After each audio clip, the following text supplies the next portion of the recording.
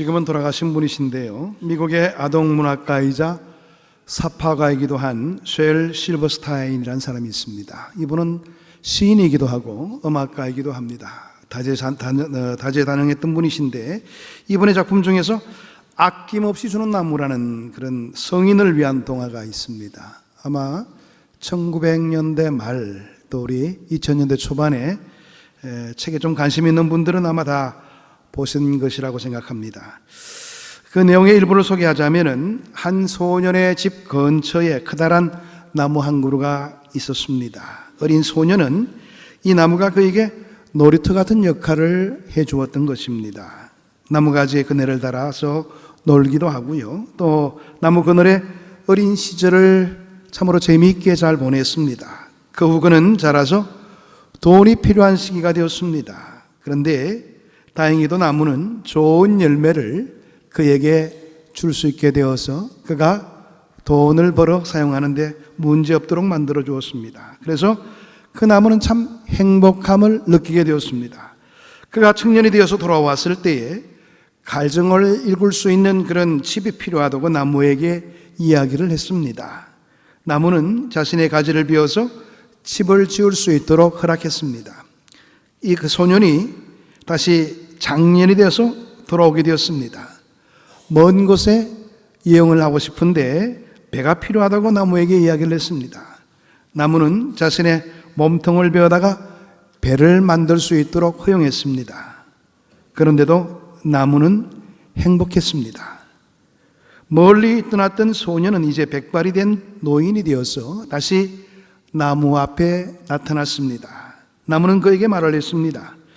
너에게 더 줄 게 있으면 좋겠는데 내게 남은 것은 아무것도 없네. 늙어버린 나무 밑동밖에 안 남았어. 미안해. 노인이 된 소년은 그 나무의 밑동에 걸터 앉았습니다. 그리고 쉼을 얻게 되었습니다.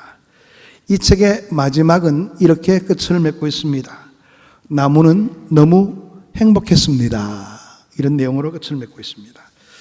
여러분, 이 책에 나오는 소년이 바로 우리가 아닌가. 아마 어른들, 이 동화책을 읽는 어른들에게 뭔가 도전을 주고 충격을 주는 그런 내용의 어른을 위한 동화였습니다.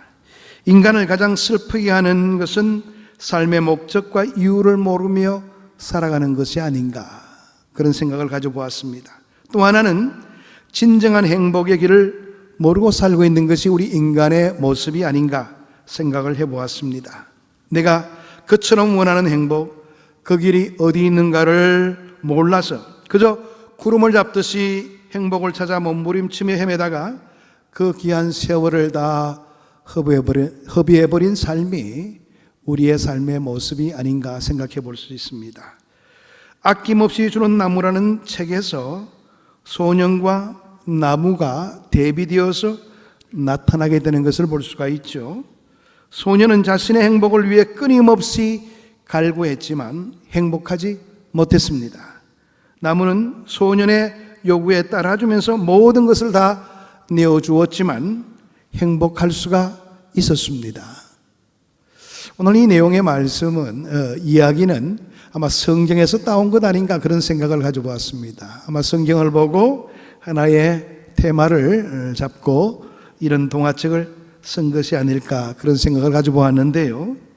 여러분, 우리의 인생 보게 되면 너무나도 허망한 것을 줬다가 다 낭비해버리는 그런 삶에 거할 때가 많이 있죠. 아마 여러분들 가운데 연세가 많으신 분들 속에는 내가 인생을 어떻게 살아왔나 돌아보면서 조금 회한이 잡힐 수 있는 그런 내용도 될 수가 있을 겁니다. 영국의 속담 가운데 재미있는 이야기가 있습니다. 하루 동안 행복하려면 이발을 하라. 일주일 동안 행복하려거든 여행을 떠나라. 한 달 동안 행복하려거든 집을 사라. 1년 동안 행복하려거든 결혼을 해라. 결혼이 유효기간이 1년밖에 안 되는 것 같습니다. 일평생 행복하려거든 이웃을 섬겨라. 일평생 행복하기를 원하는 사람이 있다면 섬김의 모습을 보이라. 이게 바로 영국 사람들이 가지고 있는 마인드입니다. 이웃을 섬기는 것, 바로 거기에 행복이 있다는 것이지요. 그러나 우리는 섬김을 받으려고 하는 그런 마음으로 가득 차 있을 뿐입니다. 섬김을 받으려 하는 동안은 우리는 영영이 행복할 수 없는 존재가 될 수밖에 없는 겁니다. 섬기는 마음으로 마음을 바꿀 때만이 비로소 우리에게 자유함이 주어지게 되고 참 행복을 경험할 수 있는 삶이 허락되어 줄 수가 있는 것이지요. 현대는 그렇게도 불행에 시달리면서도 불행의 원인을 모르고 살고 있습니다. 내가 왜 불행한지를 영영 모르고 죽어가는 경우도 없지 않아 있습니다. 빨리 생각을 고쳐야겠는데 가장 불행할 수밖에 없는 길을 택하고 살아가는 것이 우리의 삶의 모습이 아닐까, 저는 그런 생각을 해보았습니다. 그런 삶이 바로 어떤 삶일까요? 바로 이기적인 삶입니다. 나만을 위해서 살려고 하고요, 나의 소유를 위해서 집착하는 그런 모습을 보이고 있는 한은 우리의 삶에는 진정한 행복이 주어지지 않는 것이지요. 우리는 이기주의의 노예가 된 지 오래됐습니다. 그러나 아직도 그 길에 행복이 있을 거라고 생각하고 있는 많은 사람들이 있지요. 그러니까 영영이 불행할 수밖에 없는 겁니다. 철학자로 유명한 임마누엘 칸트는 자신이 쓴 논문 가운데 이기주의라는 논문이 있습니다. 그 논문에서 그는 이기주의가 불행의 원인이 된다, 그렇게 이야기를 했습니다. 그는 이기주의를 세 가지의 내용으로 분류를 했는데요, 그 첫 번째가 뭐냐니까 논리적인 이기주의가 있다고 했습니다. 자기가 한 판단이 언제나 옳다고 생각하는 사람들이 이 부류입니다. 우리 주위에 이런 분들이 의외로 많죠. 자기가 판단한 것은 절대로 잘못될 리가 없다, 이런 아집을 가지고 대응하는 분들이 계시죠. 그런데 그것이 불행의 원인이라 그렇게 칸트는 이야기하고 있는 겁니다. 자기 생각과 주장이 항상 옳다고 생각하는 사람들의 주변을 보게 되면 특별한 것이 있어요. 사람이 없다는 거예요. 그분을 추종하는 사람도 없고, 자기는 프라이드가 굉장히 강한데도 그분의 말에 대해서 따르는 사람들이 없다는 것이 특징입니다. 그래요.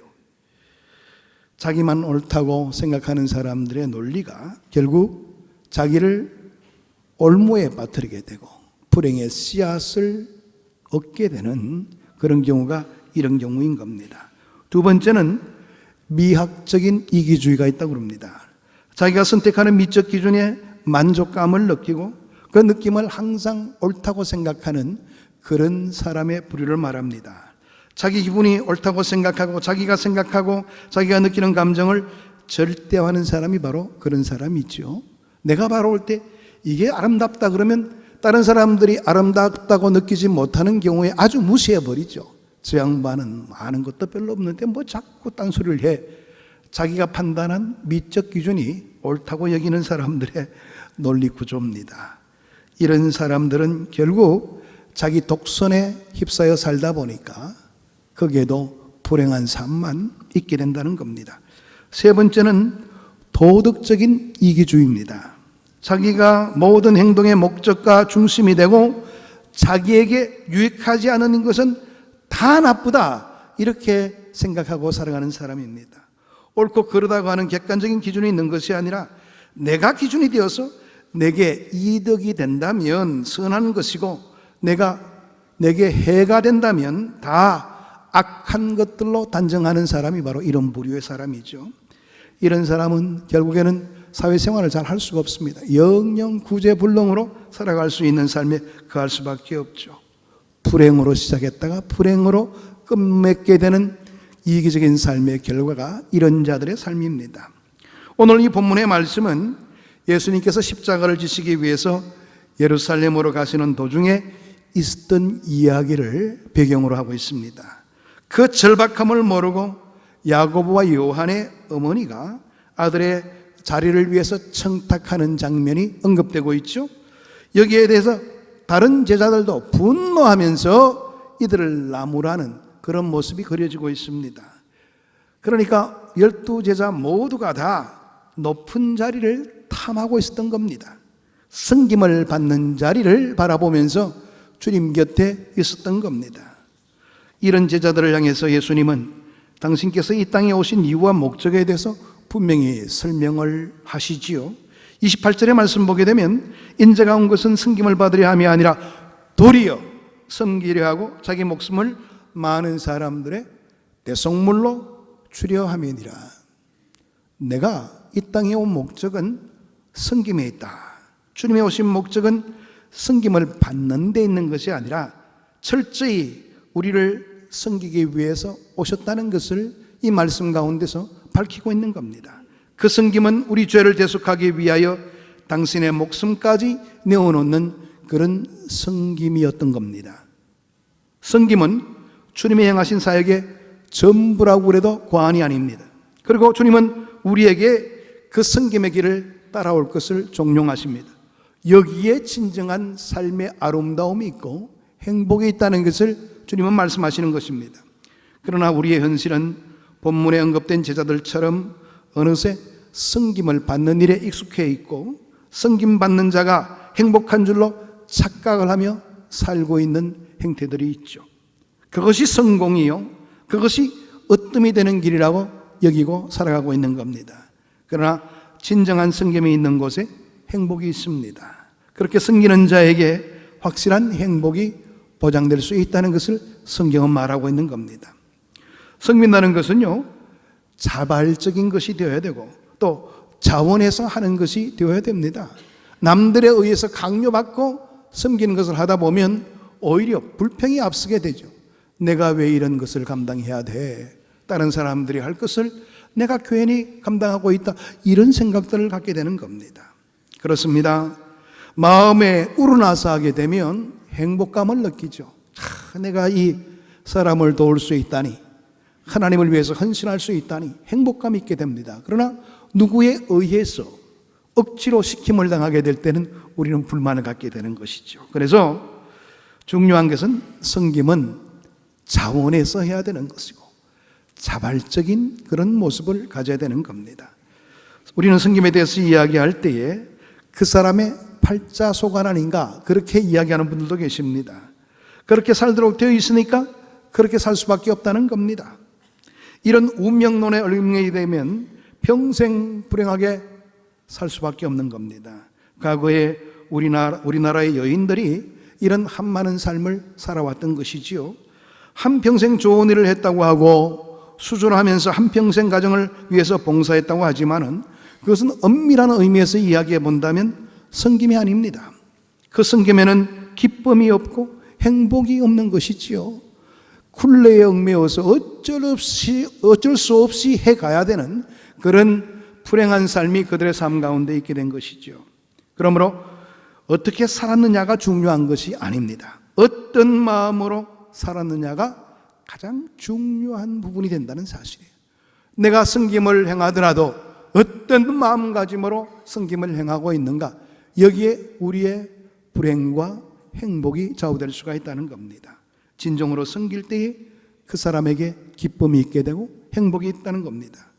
폴 트루니에라는 분이 계시는데 이분은 굉장히 유명한 분입니다. 스위스에서 유명한 심리학자로 또 의사로 알려진 사람인데 이분은 굉장히 많은 책을 썼습니다. 한국에도 많은 사람들의 팬들이 있죠. 그는 인간의 삶을 심리학적 세 단계로 설명하고 있는데요, 그 속에는 깊은 의미가 담겨진 것을 보게 됩니다. 첫 번째로 인간의 삶 가운데 아동기가 있다고 그렇게 그 사람은 이야기합니다. 어린아이의 시절이 있다는 것이죠. 어린아이 시절에는 열망하는 것이 있는데 바로 소유에 열망하게 된다는 겁니다. 먹는 것, 가지는 것, 자기가 얻는 것에 집착하는 버릇을 보이고 있다는 것이죠. 그래서 이럴 때는 항상 행복의 기준이 소유에 있다고 판단한다는 거예요. 자기에게 가지고 있던 것들이 다른 사람들에게 이렇게 빼앗기게 된다면 그 속에서 굉장히 불안해 여기게 되고 울고 막 발악을 하는 경우도 없지 않아 생기게 된다는 겁니다. 이게 바로 아동기적인 인간의 모습이라는 겁니다. 근데 성장해도요, 이런 삶에 급급한 사람들이 없지 않아 있죠. 꼭 소유해야 만족감을 누리는 사람들, 꼭 가져야지 뭔가 행복감을 느끼려고 하는 그런 사람들이 이런 유형의 사람들입니다. 두 번째는 청년기가 있습니다. 이때는 경험에 대한 열망이 있는 것이죠. 많은 지식을 경험하고 많은 세계를 경험하고 많은 것을 체험하려 드는 시기가 바로 이 청년기에 해당되는 시기입니다. 그래서 경험의 열망에 있어서 경험할 수 있을 때에 그것을 행복이라고 판단하고요, 경험하지 못한 것이 있을 때는 항상 불행하다, 이런 의식들을 가지게 된다는 겁니다. 그래서 보다 더 많은 것을 경험하고 체험하려고 하는 것이 바로 이 시기에 있는 사람들이라 그렇게 설명하고 있습니다. 세 번째는 장년기에 있는 그런 사람을 설명하는데요, 이 장년기가 되면은 이제는 행복이 소유에 있는 것도 아니고 체험에 있는 것도 아니라는 것을 비로소 깨닫게 된다는 것이죠. 이제 이것들을 부질없는 것이라고 느끼게 되면서 이제 장년에 들면서 느끼는 것이 있답니다. 새롭게. 그것이 바로 베푸는 것만이 남는 것이라는 그런 의식들을 가지게 된다는 겁니다. 폴 트루네는 역시 행복이 베푸는 것에 있다는 것을 말하고 싶었던 겁니다. 소유하는 기쁨은 유치한 것이고 주는 기쁨이 영원한 것이 된다는 것을 이야기하고 있는 내용이 바로 이분이 가지고 있는 생활 철학이었습니다. 그렇습니다. 그런데 영원한 것을 지향하며 살다가 우리의 인생을 끝맺게 되는 것이 참 아름다운 인생인데, 많은 사람들이 바로 이런 삶에 거하지를 못하고 있다는 겁니다. 영영 깨닫지 못하고 죽어가는 불쌍한 사람들이 주위에 많이 있다는 것이지요. 거기에 우리의 슬픈 현실들이 있다는 것을 지적했습니다. 오늘 본문 28절의 말씀 보게 되면 예수님께서는 섬김을 받으려 함이 아니라 도리어 섬기려 하고 자기 목숨을 많은 사람의 대속물로 주려 함이니라. 주님은 하나님이십니다. 그럼에도 불구하고 이 땅에서 우리에게 보여주신 삶은 섬김에 관한 부분들, 진정한 섬김이 어떤 것인가를 우리에게 드러내 보여준 삶을 사셨습니다. 그분의 삶이 섬김으로 압축된 삶이었다고 말씀드렸습니다. 주시러 가는 게 주님의 목적이었던 것이죠. 생명을 주시고 사랑을 주셨습니다. 주님으로부터 우리가 알아야 될 또 특별한 것이 있는데, 우리에게 의를 허락해 주셨다는 겁니다. 우리를 의롭다 하시기 위하여 주님이 친히 죄인이 되어 주셨습니다. 그리고 우리를 대신해서 죽음의 길을 가시는 그런 모습을 보이셨습니다. 우리는 섬기면서 그런 생각을 할 때가 종종 있습니다. 주는 것도 좋고 베푸는 것도 좋고 섬기는 것도 좋은데 좀 어떻게 좀 내 삶을 알아주면 얼마나 좋을까, 그런 의식을 가질 때가 많습니다. 누군가 알아주기를 원하는 마음들이 있다는 것이지요.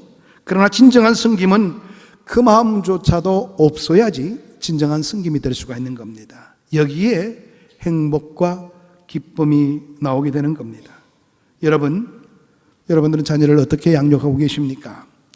자녀들 때문에 골머리가 아프신 분들이 많으시죠. 특별히 중학생을 자녀로 둔 부모님들은 굉장히 어려운 위치에 있을 겁니다. 그런데 어렵다고 말하지 마시고요, 그 원인이 혹시 나에게 있는 것은 아닌가에 대해서 한번 돌아보시기를 바랍니다. 어딘가 모르게 받으려는 마음이 있기 때문에 내 자녀가 이런 모습을 보이고 있는 것 아닌가, 그런 생각을 가지자는 겁니다. 사실 그래서 그 문제 때문에 오히려 아이들이 잘못되는 경우가 굉장히 많이 있는 것을 보게 되는데요, 네가 좋은 대학에 들어가고 좋은 학교에 들어가야지 내 체면이 살지 않겠냐, 아마 이런 마음을 갖고 있다면 우리는 내가 양육한 대가로 내 체면을 세우겠다는 그런 의식들로 가득 차 있는 모습이라 이렇게 판단해 볼 수가 있죠. 뭔가 이 받으려는 마음이 우리의 올무로 그렇게 우리의 발목을 잡을 때가 있다는 겁니다. 그래서 우리도 불행하고 애는 애대로 바깥을 돌게 되고 이런 악순환이 거듭될 수밖에 없다는 겁니다. 아낌없이 조건 없이 사랑해 주시고 조건 없이 여러분들 기도해 주시기 바랍니다. 이럴 때에 아이들의 마음이 바뀌어질 수가 있게 되는 겁니다. 내 내심을 보이게 될 때 그때부터 뭔가 아이들은 느끼게 되는 겁니다. 중압감에 휩싸이게 되는 것이죠. 그러니까 아이들을 사랑할 때도 조건 없이 사랑할 수 있는 그런 마음의 자세가 필요한 것입니다. 그럴 때 자녀들은 무럭무럭 자기의 힘대로 자랄 수가 있게 되는 것이고, 자녀들의 문제는 정말 눈 녹듯이 다 사라지게 되는 그런 때를 맞이하게 될 겁니다.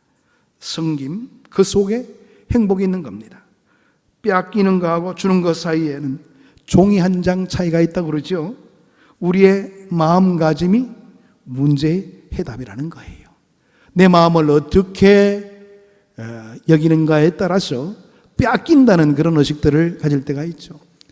우리는 종종 보게 되면 친구들과 사귈 때도 내가 식사를 사주기로 딱 작정하고 있는데 친구가 그것을 요구할 때 내 마음속에는 굉장히 빼앗긴다는 마음이 있어요. 괜히 내가 이런 마음 품었나?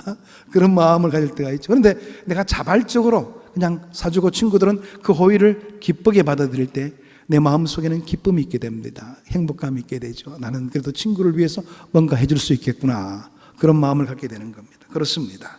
한 장 차이입니다. 우리의 마음가짐이 어떤 마음가짐으로 나가는가에 따라서 그 결과도 분명히 달라질 수가 있게 되는 겁니다. 사도행전 20장 35절의 말씀을 보게 되면 주는 것이 받는 것보다 복이 있다. 예수님께서도 그런 말씀을 하셨습니다. 여러분, 우리는 그리스도를 주로 고백할 뿐만 아니라 주님을 따르고 주님을 본받고 주님으로부터 배우며 살고 있습니다. 특별히 우리는 주님이 어떻게 사셨는지, 어떻게 죽으셨는지, 얼마나 행복하셨는지 그것을 배워야 되는 겁니다. 요한복음 14장 6절의 말씀 보게 되면 예수께서 이르시되 내가 곧 길이요 진리요 생명이니 나로 말미암지 않고는 아버지께로 올 자가 없느니라. 그렇게 말씀하셨습니다. 여러분, 주님이 우리의 삶의 길이 되는 겁니다. 그 길을 따르는 것만이 주님이 누리던 행복을 누릴 수 있는 그런 삶이 될 수가 있게 되는 겁니다. 나는 섬기러 왔노라. 예수님께서 친히 하신 말씀에 귀를 기울이시길 바랍니다. 요한복음 12장 24절의 말씀 보게 되면 내가 진실로 진실로 너에게 이르노니 한 알의 밀이 땅에 떨어져 죽지 아니하면 한 알 그대로 있고 죽으면 많은 열매를 맺느냐. 주님께서 그와 같이 말씀하셨죠. 밀알 한 알이 땅에 떨어져 죽으면 많은 열매를 맺게 된다고 했습니다. 죽음이 없이는, 내어 던짐이 없이는 많은 열매가 보장될 수가 없는 겁니다. 나의 희생과 섬김은 반드시 많은 열매로 돌아오는 날이 반드시 있게 될 겁니다. 이것이 바로 주님의 말씀이요, 주님의 사신 길이요, 주님의 행복이었습니다. 오늘이 6월의 마지막 날이죠. 내일부터 7월입니다. 여름 사역이 시작되는 이제 달이기도 하죠. 우리가 섬겨야 될 많은 자리들이 기다리고 있습니다. 여러분, 자원해서 이번에 한번 섬겨보시기를 바랍니다. 여러분들이 필요한 자리들이 굉장히 많죠. 어린 영혼들이 여러분들을 기다리고 있습니다.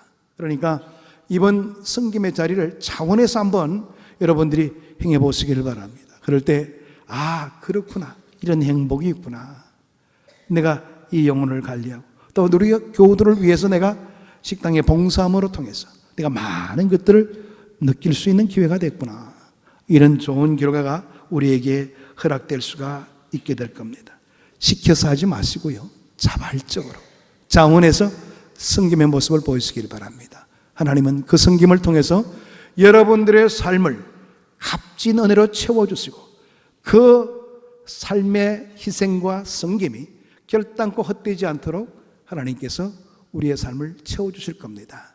그 하나님의 놀라운 은혜를 기리고 그 속에 새로운 삶의 기쁨을 누릴 수 있는 우리 모두가 되기를 축복합니다. 기도하겠습니다.